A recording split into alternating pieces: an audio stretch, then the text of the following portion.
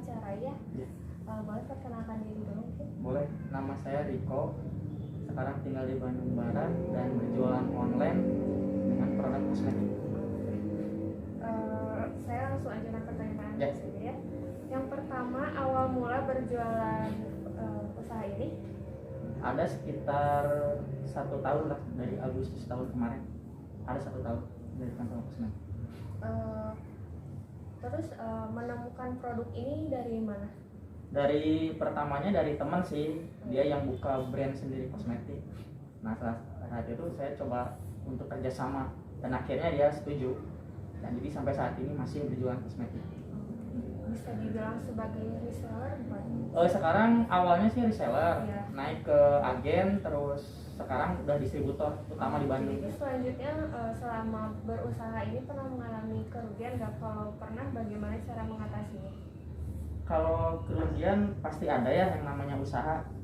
Paling kerugiannya dari produk kita yang udah kita iklanin, ternyata kan kalau iklan di online itu kan kita bayar nih Yes. per produknya itu berapa. Kalau misalkan kita udah iklanin terus penjualannya itu kurang, nah itu paling kerugiannya dari situ.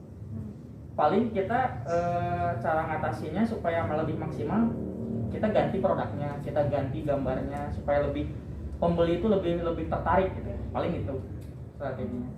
Lalu omset per bulannya berapa? Kalau omset sekitar adalah 110 juta 110 juta per bulan. Lalu cara mengelola keuangan agar balik modal? Paling dengan kayak diskon produk, terus harga bundling kan. Kalau kosmetik itu kan ada paket-paketan gitu kan, produk bundling, dan harganya cukup terjangkau, dan yang terpenting itu service customer kita harus ramah, harus baik kayak gitu. Selanjutnya untuk strategi pemasaran, kan ini mungkin online ya, Iya. tapi mungkin menurut pendapat AA lebih baik secara online atau offline? Kalau menurut saya sih, apalagi situasi pandemi gini ya, waktu nggak pandemi juga, kalau saya emang kurang cocok sih, maksudnya bukan kurang cocok. Sekarang kan udah zaman internet kan. Bedanya kalau sekarang tuh jadi gini, kalau misalkan yang offline paling itu yang beli cuma sekitar lingkungan sekitar aja kan ya, trafficnya paling nggak jauh-jauh. Tapi kalau internet dia bisa ngejangkau seluruh Indonesia, bahkan sampai luar negeri juga kita ada yang beli, Singapura, Malaysia ada yang beli produk kita ya, kayak gitu. Karena emang sekarang mungkin digital lebih menguasai ya. Iya, emang. Lalu dampak pandemi pada usaha ini apa? Dampaknya sih yang kerasa banget, omset turun sih, ada penurunan lah, secara nggak langsung pasti ada penurunan. Ya sekitar 30-40%-an lah ada penurunan. Tapi ya alhamdulillah segitu juga nya, bersyukur masih ada lah, pendapatan masih ada, masih bisa bertahan lah, nggak seperti yang lain.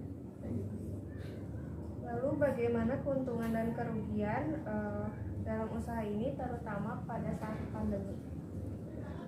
Keuntungannya sih karena kita berjualan online ya, nggak offline, jadi kita bisa bertahan agak lama lah. Lagian kan pembeli juga nggak khawatir, nggak perlu bertatap muka lah, beli kan bisa di paket atau gimana. Itu kalau keuntungan. Kalau kerugiannya sih ya paling kalau pandemi gini bisa dibilang apa ya, kompetitor lah, persaingan kompetitor kan selalu ada ya, suka ada yang bandingkan. Bedanya kalau di online ini emang harga lebih transparan, jadi pasti ada aja yang jual lebih murah gitu, lebih kadang harga distributor mahal, harga reseller malah lebih murah kan, kadang kayak gitu, banting-bantingan harga lah. Ya intinya kalau mau tetap bertahan di online, kita harus terus berinovasi gimana caranya nih supaya bisa mengikat apa yang misalkan nggak ada di kompetitor, kita adain. Misalkan kompetitor nggak punya harga bundling, kita kasih, nggak punya diskon, kita kasih, kayak gitu, terus lebih unggul lah dari kompetitor. Lalu bagaimana strategi untuk bertahan dalam menghadapi pandemi ini?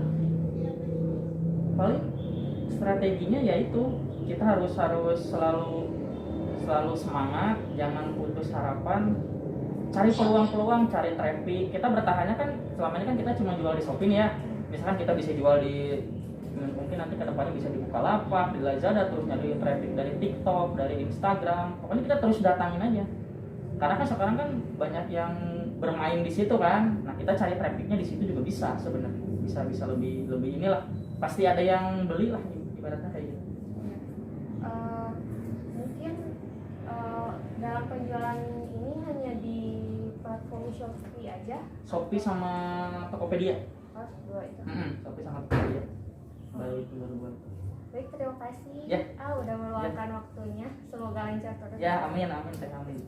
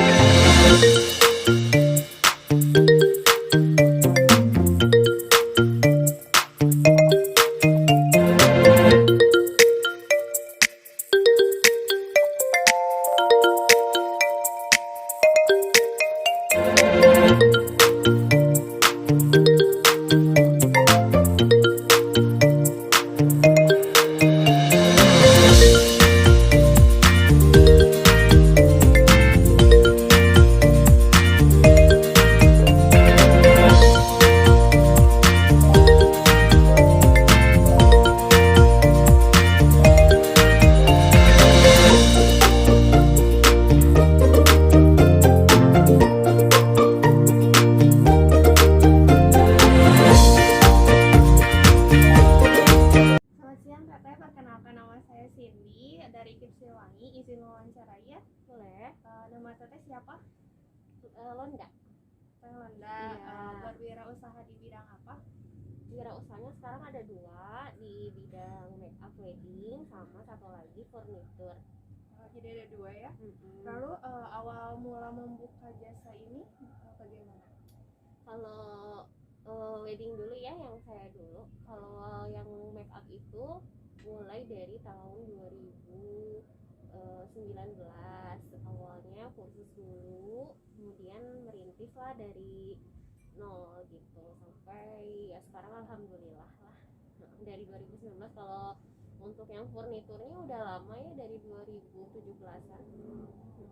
Oh begitu. Lalu untuk strategi yang dilakukan agar bisa bersaing dengan para kompetitor bagaimana?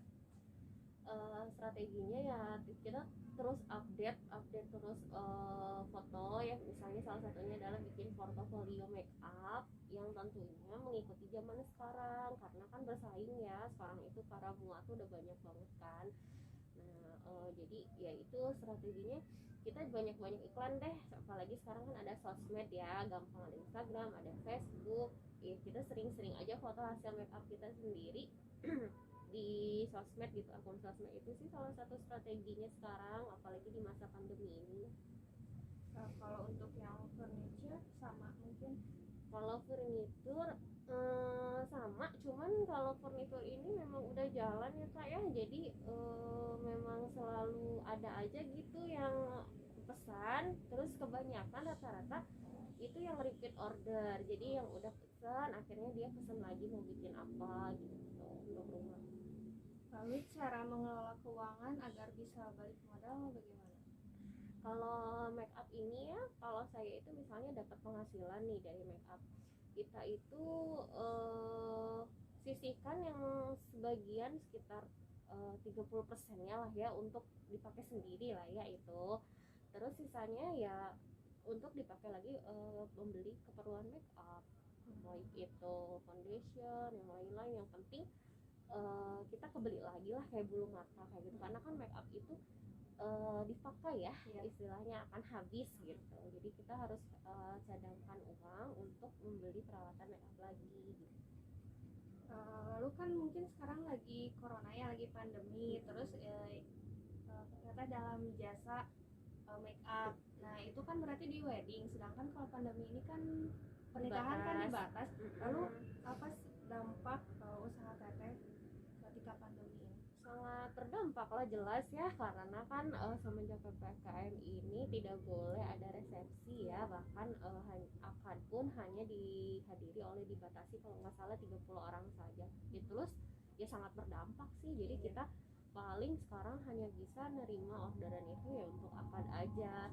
Untuk omset jelas pasti menurun ya, karena kan kalau akad itu cuma satu kali ganti baju ya biasanya, kalau resepsi kan bisa berkali-kali kayak gitu, sangat berpengaruh sekali sih. Lalu bagaimana keuntungan dan kerugian dalam berwirausaha ini terutama saat pandemi?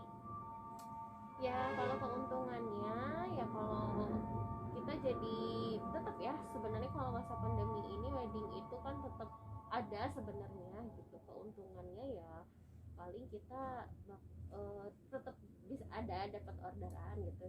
Sebenarnya lebih banyak kerugiannya karena orderan pasti berkurang. Terus ya banyak kendala sih, dibatasi, jadi kita tuh nggak bisa bereksplor seperti kalau biasanya gitu, jadi kurang banget. Lalu apa strateginya untuk bertahan dengan usaha ini ketika pandemi? Itu tadi, jadi kita cara promonya ya kita banyakin iklan aja deh gitu untuk menarik orang-orang supaya pakai jasa kita gitu. Banyak iklan, tentunya sekarang kita mau nggak mau harus nurunin harga ya kak ya, supaya orang tuh tertarik gitu, karena di masa kayak gini kan masa sulit, kayaknya memang harus banting inilah harga gitu semurah mungkin gitu agar orang-orang tuh tetap bisa pakai jasa kita gitu. Lalu kan mungkin ini jasa ya, apakah ada pegawainya? Pegawainya ada paling asisten 1-2 orang aja sih, tapi karena kalau akad gini biasanya sendiri pun bisa, atau paling ini juga 1 orang lah yang bantu. Lalu kalau boleh tahu omset per bulannya berapa? Kalau omset per bulannya sih kita nggak tentu ya, karena setiap wedding itu beda-beda. Jadi ya itu dia nggak tentu gitu. Kalau misalnya di rata-ratain ya untuk bersih-bersihnya paling 2 jutaan Untuk per bulan ya, tapi nggak tentu ya, karena tergantung jobnya ada apa enggak gitu. Baik teteh, segitu dulu mungkin ya wawancaranya. Terima kasih sudah